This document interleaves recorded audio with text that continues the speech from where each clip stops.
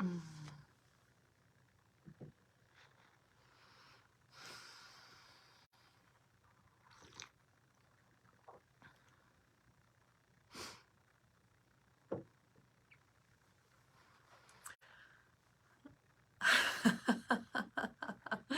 Yes, it is that awkward moment when you just go live and you are waiting for people to join you. Good morning, Robert.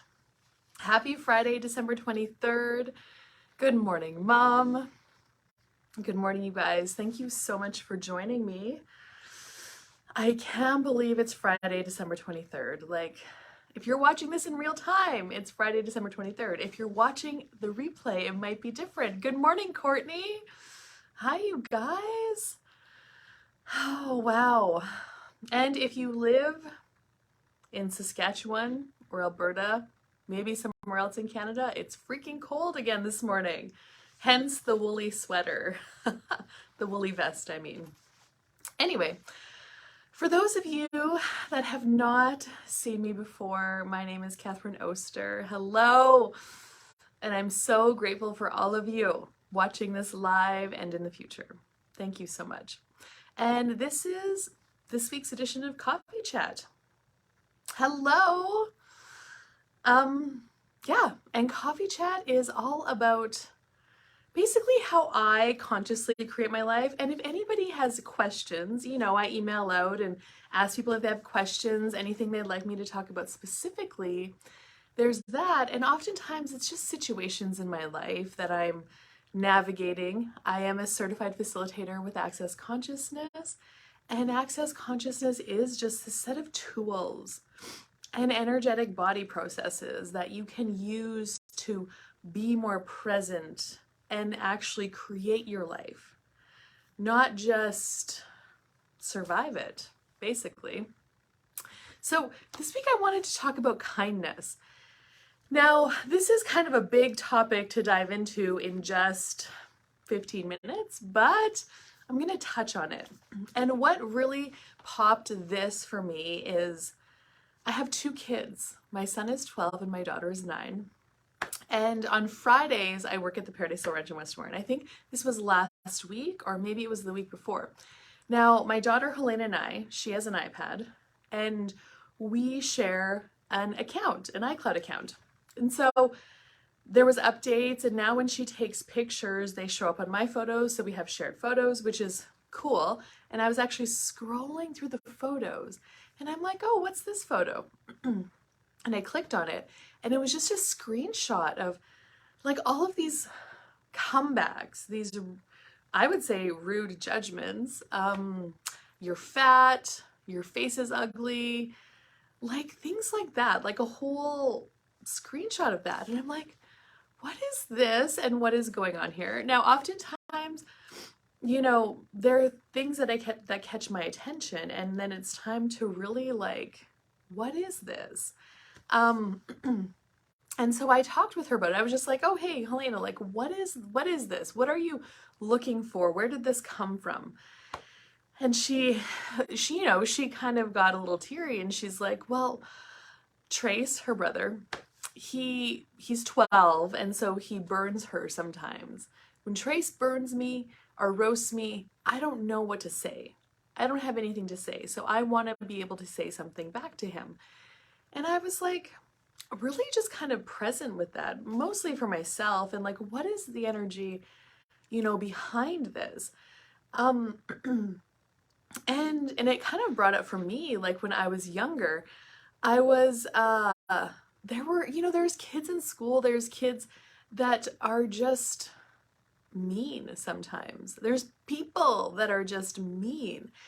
And what I started doing was kind of like Helena. I started looking for, but I never knew what to say back either. You know, that was very much me when I was a kid.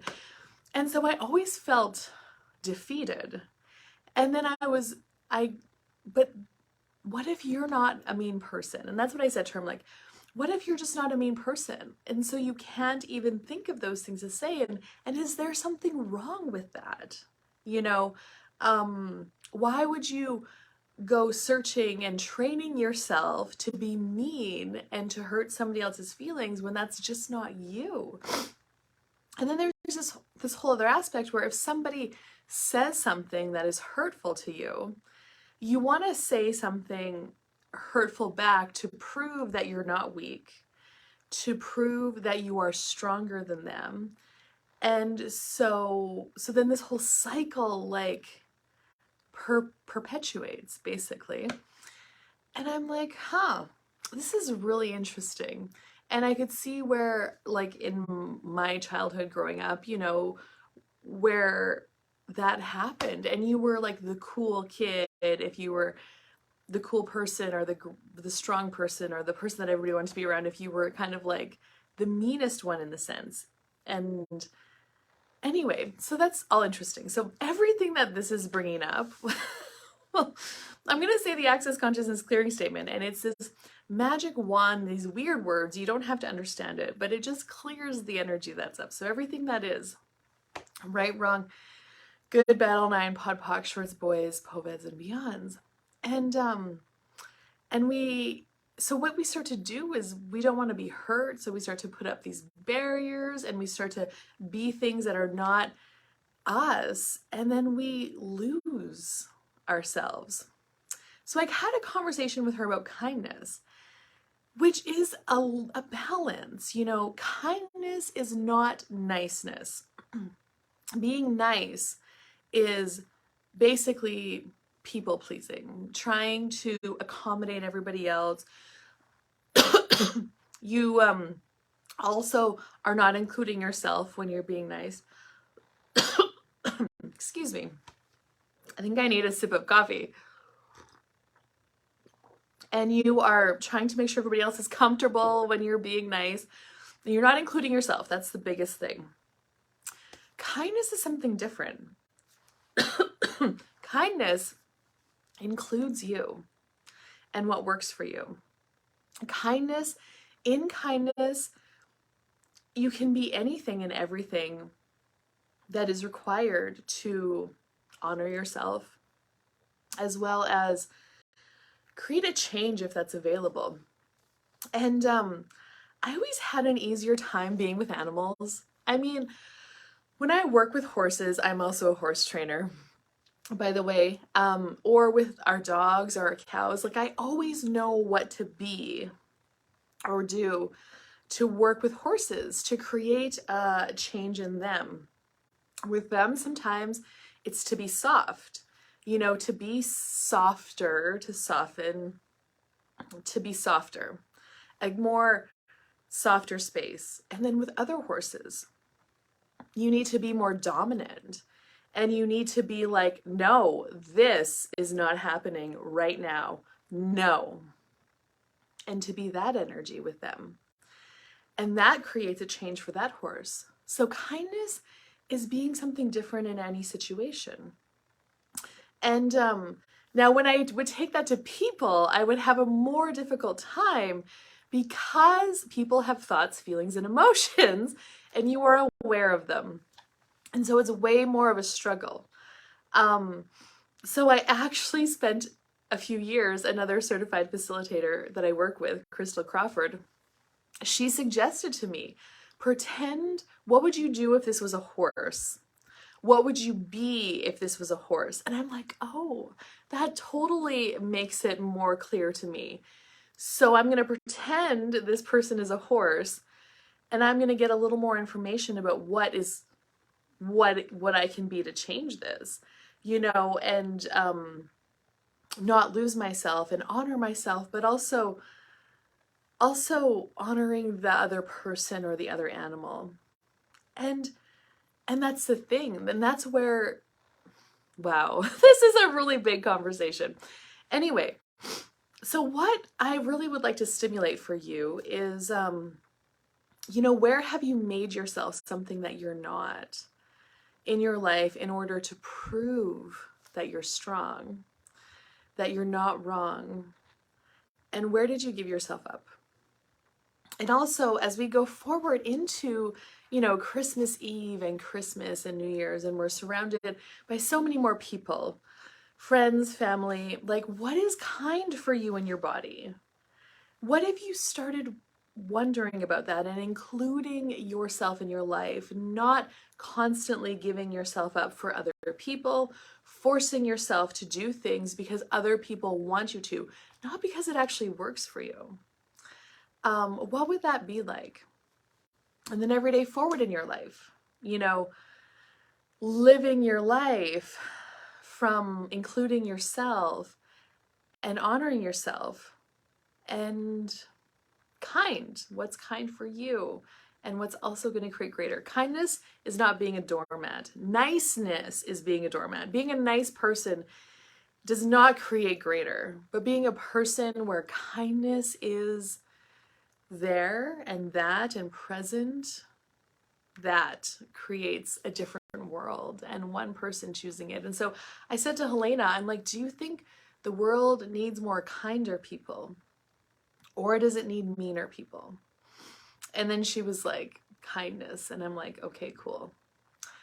Then let's choose that. And it's always an ongoing navigation, you know, and that is what these tools of Access Consciousness have really invited me to be and choose and even become aware of. And it took me a lot of years where I'd given myself up and being something that I was not me, and how I knew it wasn't me because I was so angry and I was so frustrated and I was so not peaceful, not joyful. And so it took me some years. Anyway, here we go.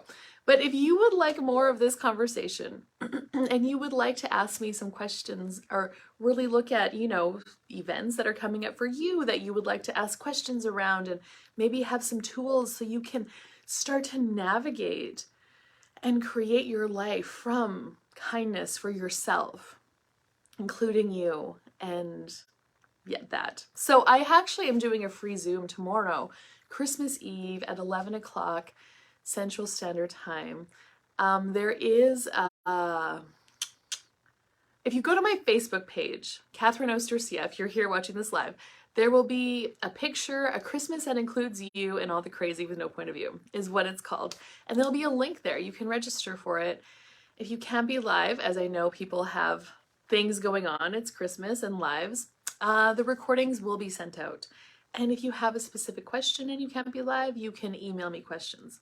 So that, thank you so much for joining me. I am so grateful. Thank you for you. What else is possible for you beyond what you could ever imagine? And how much fun could you have? You know, even if you don't celebrate the holidays, like how much fun could you just have? What is life about? Is it for anger and pain and suffering, or is it for something different that's more peaceful and joyful and ease? Okay, well, have an amazing day wherever you are, whatever you're up to. And if you got anything out of this, I'd be so grateful if you would share it. And I look forward to seeing you on Zoom or live in person somewhere sometime. Mwah! Merry Christmas and bye-bye for now.